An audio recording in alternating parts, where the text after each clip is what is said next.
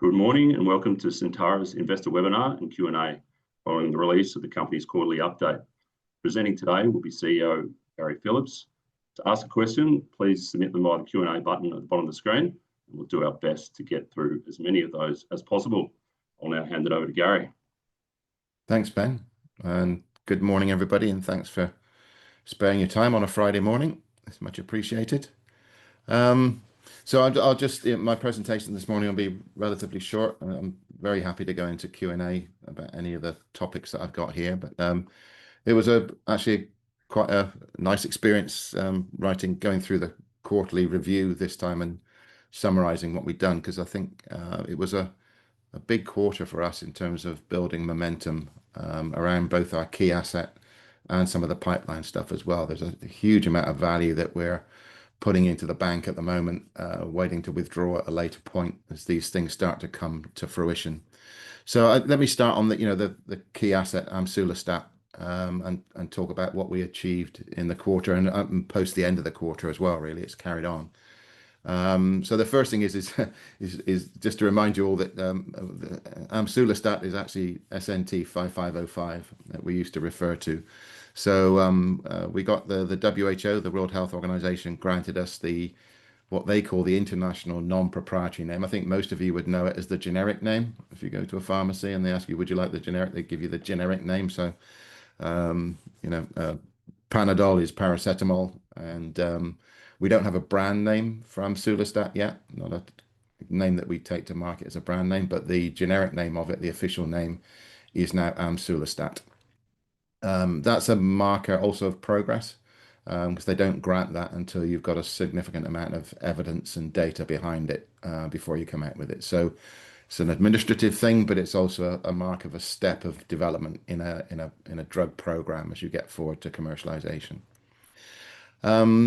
Secondly, we had the FDA grant us fast track designation for the treatment of myelofibrosis. Again, that's the result of a submission from the company with a considerable amount of data and evidence behind the drug that it will be useful for patients with myelofibrosis, and it deserves to be singled out because it's bringing something else to patients than is currently available. So it's a recognition of that, and obviously grants us certain privileges in terms of numbers of meetings we have and timing of reviews and things. So that was a mark of validation of the program as we go forward. And then I guess the highlight of the quarter was us presenting another set of interim data from the phase 2 myelofibrosis study at the European Hematology Association conference in Milan in June. This followed on the back of the interim data that we put out back in December at the American Society of Hematology. And after this summary, I'll just give you one slide, just going through a review of those results that we presented there, because it is critical, I think, that we all understand where we're up to, what the data looks like, and what the competitive profile of the drug is that it's emerging from this data. An important step in the development of amsulostat is also that we believe that it has potential outside of myelofibrosis and in other hematological conditions such as myelodysplastic syndrome, or often shortened to MDS. MDS is a larger market than myelofibrosis. It's very poorly served at the moment.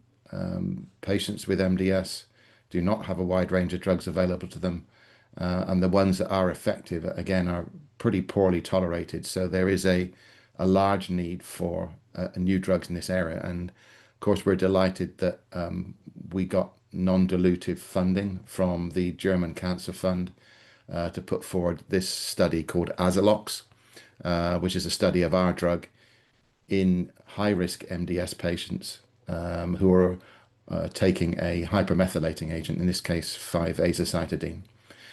So that study is just kicking off with the first site initiated. There will be 9 sites in Germany covering this with a proper contract research organization managing it. So it's a really important study and is due to deliver some data by the middle of next year. So in terms of coming together with the program on myelofibrosis, the timing of this is excellent.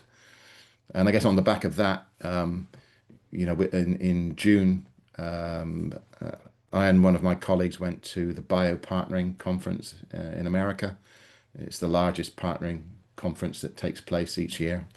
We had strong interest in amsulostat at that partnering conference, and we're getting strong interest because of the stage the drug is at.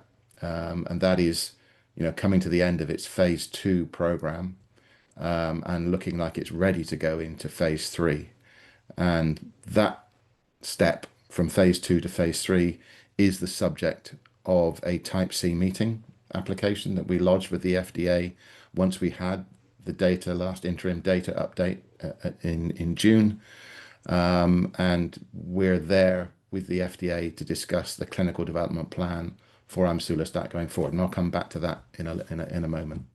So overall, it was a really busy period for amsulostat, with very positive both validation of the compound and the drug program from the WHO, the FDA, great feedback from opinion leaders at the European Hematology Conference and at the Biopartnering Conference, with a lot of interest, and that data coming through, but then also adding on additional indications as well. So can't express how excited we are going forward into this next quarter, with the progress that we've made and that we hope still to make.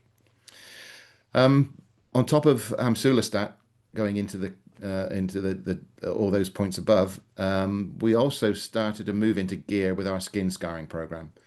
It was just over a year ago that we announced positive data from a topical pan-LOX inhibitor, SNT 6302, treating scars, in this case established scars I think at an average age of 13 years, and we demonstrated that we could reduce the amount of collagen in the scars by 30%, and then subsequently in a subgroup we also showed revascularization of the scar tissue, showing that we are beginning to normalize the skin within the scar itself. So that's really given us a lot of encouragement. It's a huge validation of the concept that we have, and it was great to see in this last quarter 2 studies initiated. One of them with our next generation pan-LOX topical treatment, SNT 9465. That's going for the treatment of hypertrophic scars. We dosed our first patient earlier this week in a phase 1a/b study. So the first part of that is in healthy participants, where we're checking on the penetration of the drug into the skin. We're looking at levels of enzyme inhibition in the skin, systemic circulation as well. And then after that, we've gone through making sure that we've got the dose right on the skin. That will go into a study looking at patients with hypertrophic scars to see if a 3 months treatment will improve both the appearance and the functionality of the scar and the skin around it. At the same time, the long-term collaboration we've had, Fiona Wood took its next step, and they're exploring the use of a pan-LOX inhibitor, in this case, the first generation compound 6302, in the treatment of keloid scars. And together, keloid and hypertrophic scars make up a market which globally is worth more than $3 billion annually.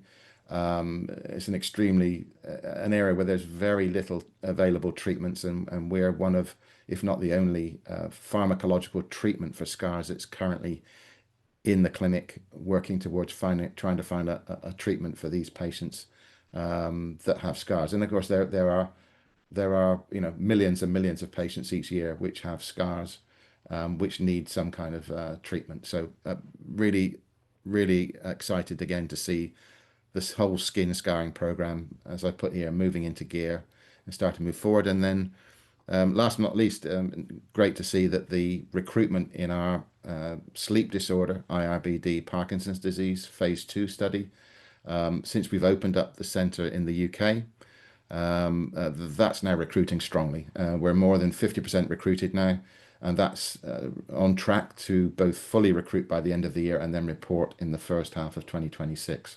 So just as a reminder, that study is a placebo-controlled, blinded study in 40 patients.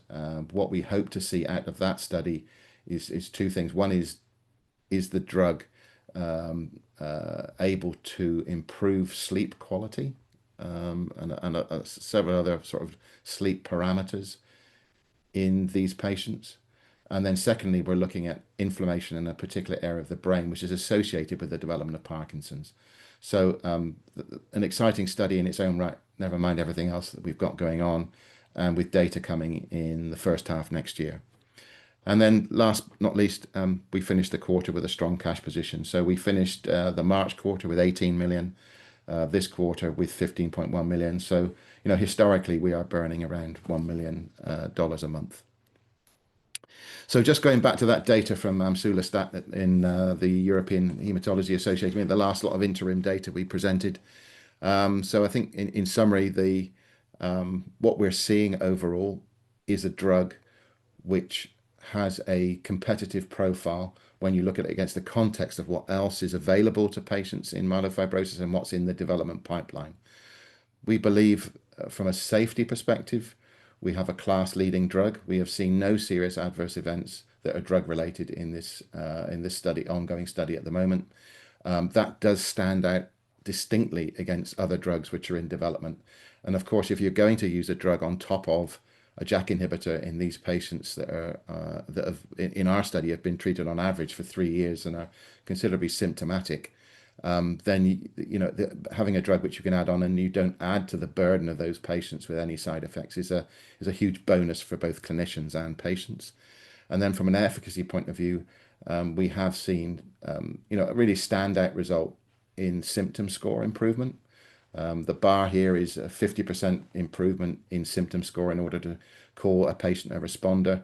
And we've got more than 70% of our patients in the study at 6 months and beyond are responders. They're getting more than 50% reduction in their symptom score.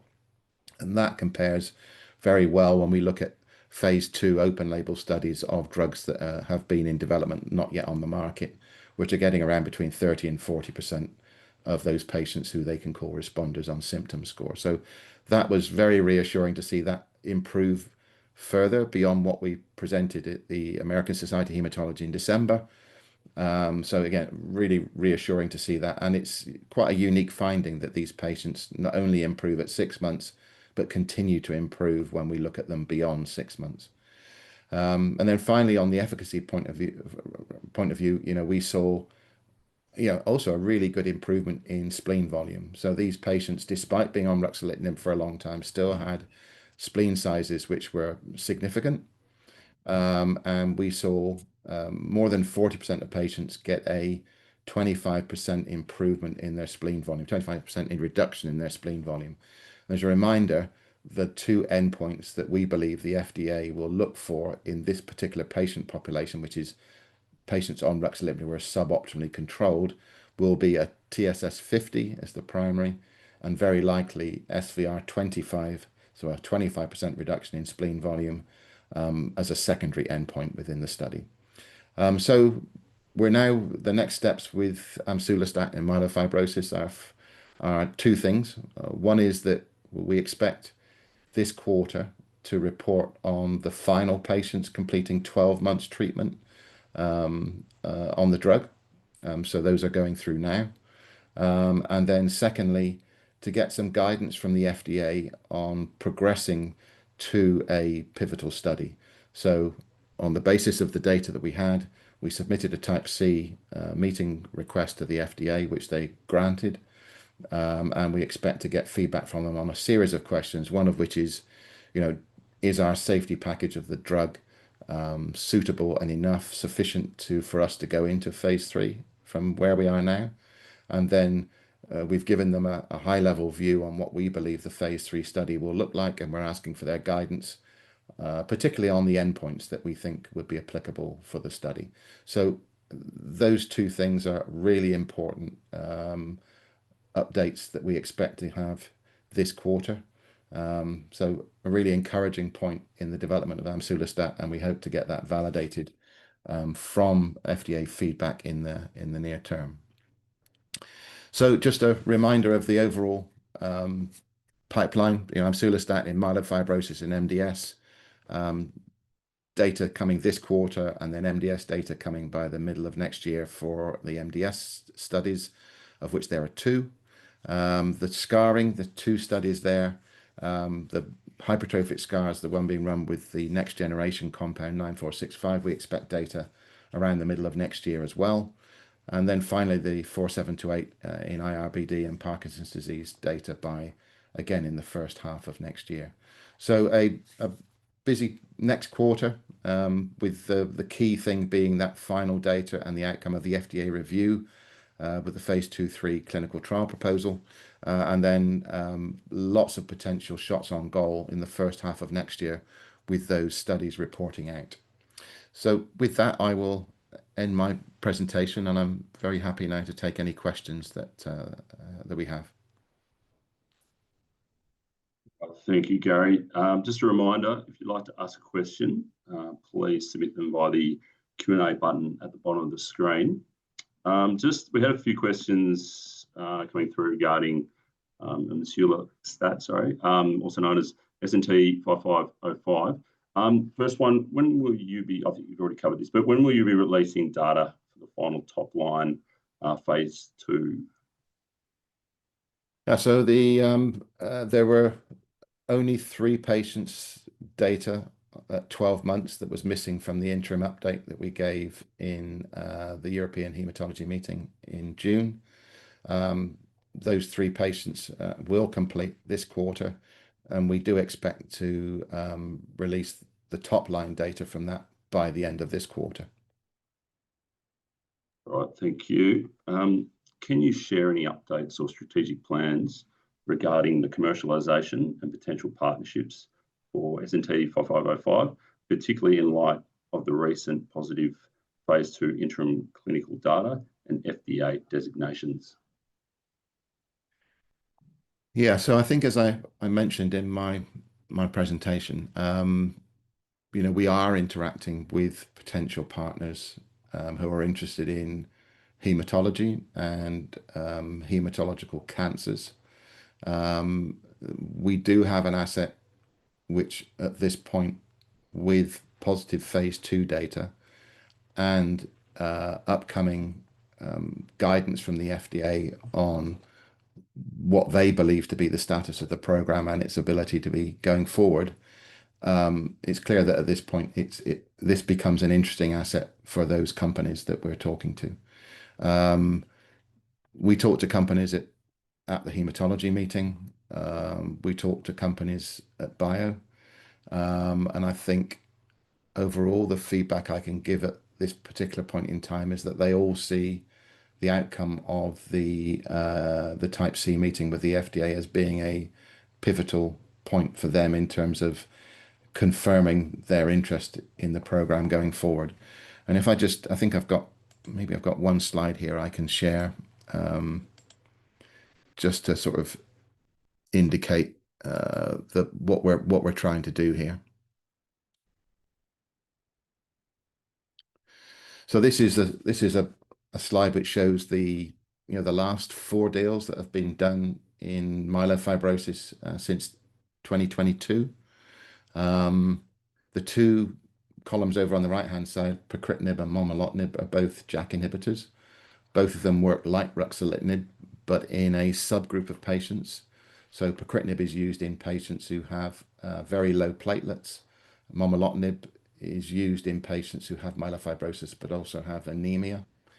Pacritinib is used in a relatively small percentage of the market. Momelotinib has captured a fair degree of myelofibrosis patients since its launch.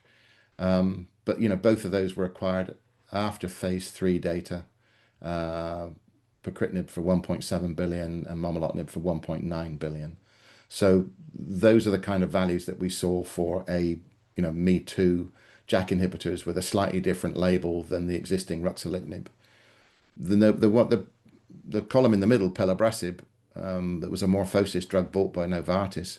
It's probably the nearest competitor to amesulostat that we see, in that it was a drug that was going to be used on top of ruxolitinib. So in the group of patients who are suboptimal, they were trying to position the drug as to be used alongside a JAK inhibitor. So as you would prescribe it for patients with ruxolitinib when they were diagnosed and needed a JAK inhibitor, so maybe slightly earlier. But this drug, which had in phase 2 spleen volume reductions similar to, or a bit less than we've shown in our study, and a TSS 50, I think, of just under 40%, and we've shown 70%.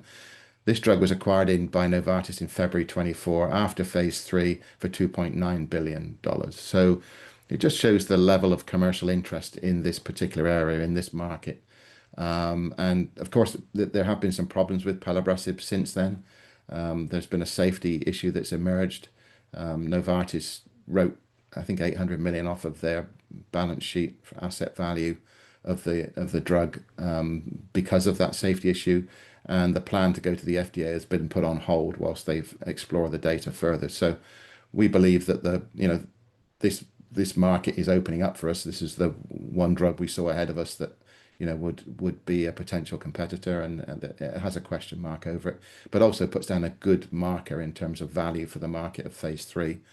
The drug on the left from Keros that was bought by Takeda is interesting because it was acquired after phase 2, so much more similar to where we are now. That had ongoing trials actually in both MF and MDS. So the parallels are there. I think they had some data in MDS, whereas we don't have that data yet, but it's coming. Takeda acquired that for $200 million up front, and the total deal value of over $1 billion. So again, there is optionality here for the company in terms of exploring commercial value for the asset, both now and after phase 3 as well. So it is our intention to move forward in a parallel fashion and explore value of both options, both of partnering and of exploring going into phase 3. Thank you. Yeah, we did have a question regarding how long it will take for the phase 3 trial for myelofibrosis to run for. So anything further to add there? So a phase 2/3 study in this particular area is we're looking, we think, around about 300 patients. Recruitment for that study is around about 18 months in length. This is an orphan disease. The patients are quite rare. So it's about 18-month recruitment time. And then the study itself would run for 6 or more months. So you're looking at a 2 to 3 year period for running a phase 2/3 study for this kind of drug. Thank you, Gary. I had a few questions regarding the lodgement of the quarterly being late. The question was, why did the company miss the deadline, and what's been done to prevent this from happening again? Yeah, no, it's embarrassing. Well, as you can see, we did lodge our quarterly update with the financials in it back earlier in the week. But at the same time, the 4C that goes alongside that, due purely to an administrative oversight, a miscommunication, didn't get filed at the same time. When we realized our error, we filed it immediately. We were 30 minutes beyond the deadline, and at the moment, we filed it before the end of July the 31st, but the deadline that the ASX now use, I think, is 8 o'clock. So we missed that by 30 minutes, and that's an automatic 1-day suspension. It is unacceptable. Put our hand up. We've reviewed our internal procedures to make sure it doesn't happen again. But it was a simple miscommunication that meant that we filed the quarterly update, but just without the 4C tables alongside it. Thank you, Gary. Patient numbers between 250 and 350 have been mentioned. Given the relatively large efficacy signal, the minimum number may be driven by safety. Can you give your perspective on what would be a positive FDA outcome on numbers? I'm not sure I fully understand the question, but I think the questioner is right that if we saw the same kind of improvement in TSS 50 in the phase 3 study, you wouldn't necessarily need 300 patients in order to get a statistically significant effect. However, the size of the phase 3 is driven by the minimum safety database the FDA require in order that they've got enough safety data to approve the drug. So, it's not just enough to show efficacy. They need to see a minimum number of patients exposed. And we think, and that exposure includes all the patients we've already studied in the monotherapy patients that we reported in 23, and the phase 2 study combination drug that we're showing now. So those two things together add to the safety database, and you add them on to the patients in phase 3. So altogether, we think 300 patients now is what you would need to get to that point. All right, thank you. How much capital would be needed for the phase 3 trial? The phase 3 study, sort of in the order of $80 million US dollars, is about the cost of doing a phase 3 study in this area. Well, thank you. Just firstly, statement. So there's a lot of positive talk regarding interest in Syntara's drugs, but it's not been reflected in the share price. What is the company doing to promote this positivity outside of quarterly updates? Yeah, I personally am spending a lot of time attending conferences, meetings. I've just done visits to shareholders in Melbourne, Sydney, Perth. I've got plans later in the year to go up to Asia as well. So there's a lot of effort going into promoting and educating people on the stage that we're at. At the same time, I think we need to reflect on what's happened in the quarter as well with the share price. I mean, the stock was trading well from the raise that we did in December last year when we raised at 6 cents. The release of the positive data in Milan at the European Hematology Association meeting, the response in the share price was severely dampened by one of our shareholders, BVF, exiting its stake, which was 5%. And that was an off-market trade at 4.5 cents. So since that's gone through, the stock has traded steadily up on the back of what we're doing. And I think the update we've given today and the progress we've got across the portfolio will hopefully continue to see that good steady growth in value, in market valuation as we go into this next quarter, where again we have more validation and endpoints which we think will drive shareholder interest, investor interest in what we're doing. And just reflecting a minute, that trade from BVF, I mean, they were a long-term shareholder. It was disappointing to see them leave, but they are a $9 billion fund. They had an investment in us which was worth about $5 million. So we were a very, very small percentage of their portfolio. They only had one other investment in Australia, which was in Actinogen. They exited that a few months beforehand. So they were clearly going through a process of clearing up. I've spoken to the fund manager at BVF, and he went to great lengths. I know him very well for many years. He confirmed to me that this was them clearing up, and they still have interest in us as a company, but that interest will not be driven either positively or negatively about whether they had a $5 million investment or not, but which they needed from an administrative point of view to clean up. So I understand where the question's coming from.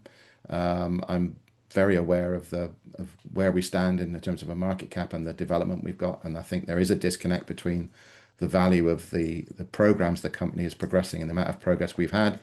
The way we've managed to raise a lot of non-dilutive cash actually to keep a pipeline going, which is significant, and all of them reaching significant phase 2 milestones with data which can transform valuation. And I think that's what I focus on. So it's the amount of investments we've made, the efficiency with which we've done that, and the opportunities that we've created in the next 6 to 12 months for generating further value. And we'll keep on promoting that and educating people as much as we can. Thank you. That concludes the Q&A segment. I'll now hand it back to Gary for closing remarks. Okay, well, thank you very much for your time. I hope you found that interesting. I think it's a really exciting moment in the company's life. As I said, just in that last answer to that last question, we have got a lot going on within the company. We have a pipeline which is advancing well, and we've got positive data coming from our lead asset, which is going to drive interest not only from investors but also from potential partners as well. So I look forward to reporting further progress later in this quarter, and in particular on the outcome of the FDA Type C meeting and the final data from the myelofibrosis phase 2 study. But thank you for your time.